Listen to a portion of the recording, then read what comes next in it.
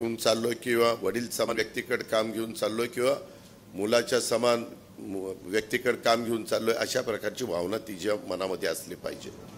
ह्या पद्धतीनेच पक्ष चालेल।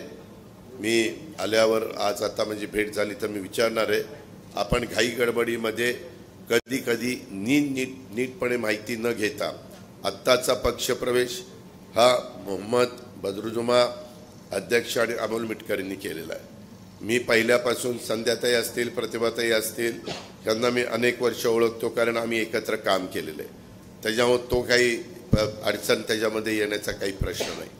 पण ह्याची नोंद संघटनेमधल्या सर्वांनी घेतली पाहिजे, कारण बातम्या द्यायला वेळ लागत नाही। शेवटी बातमीदारांचं, मीडियाचं, पत्रकारांचं काम आहे। जर कुठल्या चुकीचं झालेलं असेल तर ते लोकांच्या लक्षात आणून द्यायचं। ते चौथा स्तंभ आहे, त्याच्यावर ते त्यांचं काम करतात।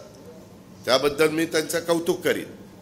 पण आपल्याकडनं कारण नसताना असंच माझ्याकडनं एक चूक माझ्याकडनं झाली। ते पुण्यामध्ये मी असंच आमचा आजमबाई पानसरे, त्यावेळेस मी मला वाटतं पिंपरी चिंचवडचं जिल्हाध्यक्ष केलेलं होतं, त्यांना मी खासदारकीचंही तिकीट दिलेलं होतं। ते स्टँडिंग कमिटीचे चेअरमन होते, महापौर होते, अनेक वर्ष आपलं ते काम करत होते। आता त्यांची तब्येत पूर्वीसारखी राहिलेली नाही आहे, त्यांना काही गंभीर समस्या निर्माण झालेल्या आहेत। पण त्यावेळेस त्यांनी शब्द टाकला आणि म्हणले, दादा एकाला पक्षप्रवेश द्यायचा आहे, तुम्ही पुण्यामध्ये आहे तर त्यावेळेस पक्षप्रवेश घेऊ।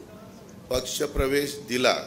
मी पण आजमबाईवर विश्वास टाकला की आजमबाई आपल्यामध्ये पक्षप्रवेश घेतोय। आजमबाई तर मी 91 पासून तिथं खासदार म्हणून काम केलं, तुम्हाला माहिती आहे, पिंपरी चिंचवडमध्ये।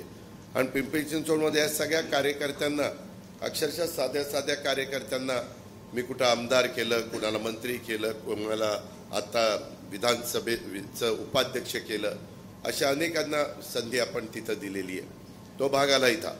पण माझ्याकडनं ती नंतर चूक झाली, कारण ज्याला पक्षप्रवेश दिला ते गुंड प्रवृत्तीचे होते। तशा प्रकारच्या व्यक्तीला पक्षामध्ये अजिबात प्रवेश देण्याचं कारण नव्हतं। पण माझा कार्यक्रम संपल्यानंतर माझ्या लक्षात आलं, मी ताबडतोब नंतर सांगून टाकलं की हा पक्षप्रवेश माझ्याकडनं चुकीचा झाला गेलेला आहे। मला पूर्ण ह्याची शहानिशा नव्हती।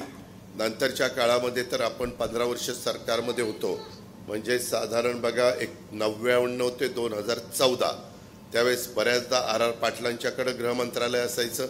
एकदा 2.5 वर्ष का 3 वर्ष आमच्या भुजबळ साहेबांच्याकडे होतं, 10-12 वर्ष आरकडे होतं आणि 1 वर्ष जयंत पाटलांकडे होतं। अशा पद्धतीनं मला वाटतं 2008 ते 9 पाटलांना तिथं राजीनामा द्यायला सांगितलेलं होतं तेव्हा। पण आम्ही नंतरच्या काळामध्ये पक्षप्रवेश देत असताना थोडंसं डिपार्टमेंटला पण विचारायचो, रेकॉर्ड कसं आहे। प्रत्येकाची फाईल असते, अजित पवारची फाईल आहे, इथं लतीफची फाईल आहे पोलिसांच्याकडं, शिवाजीराव गर्जेची आहे। जर त्यांचं रेकॉर्ड चांगलं असेल तर ते सांगतात, नाही यांच्यावर काहींच्यावर राजकीय गुन्हे असतात।